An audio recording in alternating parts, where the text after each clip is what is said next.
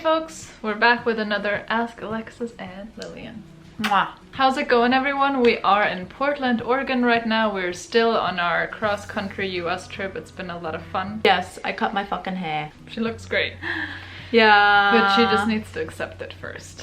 We all know how it is. In our last video, we asked if you have any questions, leave them in the comments, and then we'll make another video answering those. So here we are. So from Melanie Keller. I'm the worst at reading signals. Any tips on that? Like, how do you know if she's just being nice or if she's actually into you? I don't know. It's a little tricky because each person is a little different and like how they show that they're into you.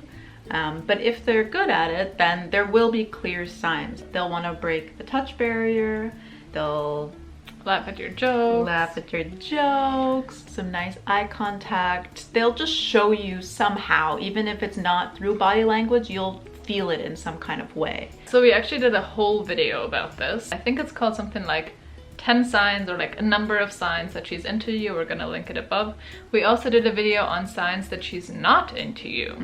So also check that one out. So this one is from Paula Mickle. So far I identify as bicurious while being in an open relationship with a man. I'm really keen to explore this side of my sexuality, but I'm worried that I could reject it by queer people for not yet knowing where I fall on the spectrum. What are your thoughts on this?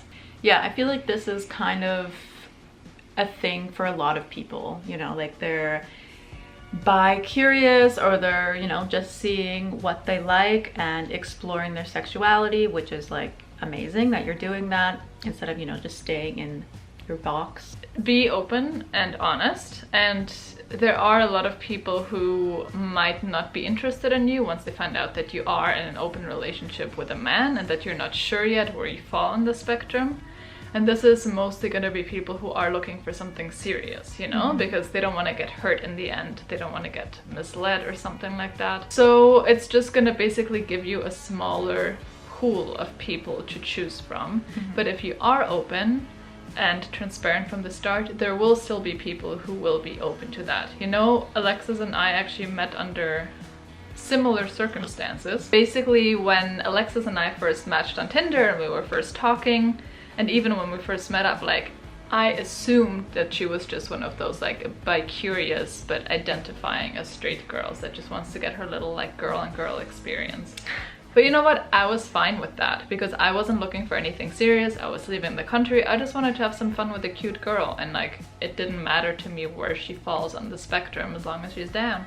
Make it clear if you're like on dating apps or something, just like put that in there. Yes, you're gonna get right away a lot of no's. Some people will be annoyed because they're like, okay, like, we see so many bi-curious girls. Yeah, exactly. And I feel like without exploring this side of your sexuality, you'll never know and never be able to, I guess, if you want a label, put a label on yourself. So, and another question that's actually kind of about being on the other side of this, which kind of fits in well here. This is from Ida Gazina, if I'm pronouncing that right. Nice last name. Lilian Gazina. Fuck brilliant now. How can I tell if a girl that has never been with other girls is queer and not just bi-curious? Yeah, well, there's a first for everything, right? And I think that you need to just trust the person. If they identify as queer, then like they're queer. You can't be questioning if they are or not. I think again, just like open communication, but if they're just exploring and they're not sure, a lot of times they don't even know. So if they don't even know, there's no way that you can know, right? Yeah. And a lot of things happen kind of in the process. Again, when I met Alexis, I thought she was a bi-curious gal. Little did you know. And 6 years later we're married, so you really don't know. You just kind of need to find out and see where it goes. Yeah, and don't assume, because I'm sure it's also a little bit of a confusing time for that person as well.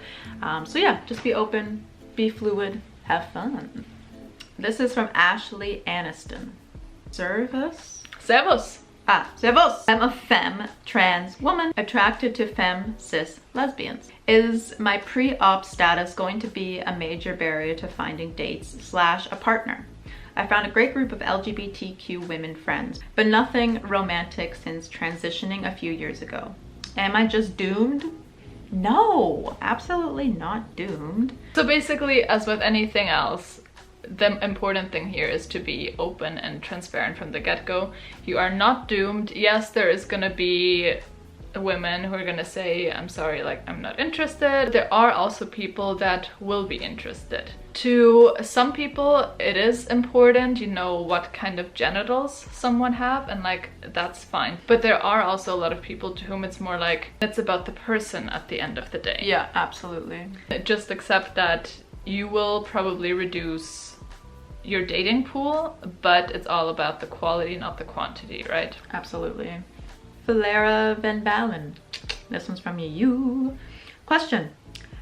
How to meet queer women when you don't like dating apps? And queer events? Sure. How do I find those? I suck at the internet like a grandma. Love your vids. Thank you. First off, I think dating apps help a lot. I wouldn't have met this sweet little peach. But if you don't want to use a dating app, queer events, I think we've mentioned this before, is a nice spot, especially when, you know that people who are going there are queer. So then how do you find these events? So we actually talked about something similar to this in our video on how to make new friends, because that's all about how to meet people. But obviously this applies not only to making friends, but also to dating. So check that video out. We recommend meetup groups there. There are also queer related meetup groups. So just go to meetup.com, put in your city and put in a keyword, and then you will see, for example, like LGBTQ+, queer, lesbian, or whatever, and see what pops up. You can check on Eventbrite, for example, if there's any events. You can check on Instagram. You can go to like the pages of like bars or something like that, or queer organizers in your area. If you have Facebook, you can also check the events and like filter it again to events in your area. Or you can come to a Sapphic Circle retreat. Those are the new line of retreats that Alexis and I are putting on. Our next one's gonna be in July in Italy, and we can't wait for it. We're gonna have 10 queer women all in one place, and it's gonna be amazing. Actually, it's gonna be 14 of us in total. Yeah. So it's gonna be a lot of queerness, and it's gonna be amazing. The last one we did, a bunch of them like met up in Berlin and had like such a nice time together. So seeing people reconnecting and actually staying connected and becoming real friends through this is amazing. No couples yet, but we'll see what happens after the next one. So follow Sapphic Circle on Instagram if you want to stay tuned for those events. And also check out like if your town or city or wherever you live has, you know, more of a community that puts flyers up. You can always walk around the city and like see if there is flyers around for queer events. Yeah, we saw some cool queer events in Missoula. Yeah. Thanks to some flyers. So the next question is from Katerina Krief. What is your take on age gap relationships? I think that, of course, depends on the gap. Like, I'm not gonna date like a teenager or like something that's not legal. But if you're safe and it's legal and consensual, why the hell not? I don't see any problem with that. You're into who you're into, and yeah. I was recently reading this article about a straight couple with a 40-year age gap. Damn. As with anything, people will have opinions depending on how big the age gap is. I think my biggest age gap has been 5 years, which is socially acceptable. I think it goes up to like 10 years where people kind of accept it, and then it's like, oh my god, now it's getting weird. But it's like you're into who you're into. Like if I was into like an older woman, then I would be Sarah like, well, Paulson. Yeah, exactly. It's like I'm just into this person. Like there's something about them that I'm attracted to, and you know, personality. Maybe you're just into, you know, someone who's more wise. You do you, as long as you're not harming anyone and you're both happy, you know. Yeah. What's wrong with that? Consensual, baby.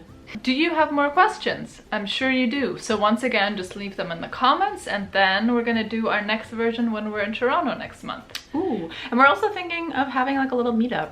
In Toronto. Who would be down for that? Have a little hangout. So let us know your questions. Next month's gonna be Pride Month. Can there be Pride related questions? I don't know. We hope this was helpful. We will enjoy our last day in Portland now. Thank you for watching. Tschüss, bis zum nächsten Mal.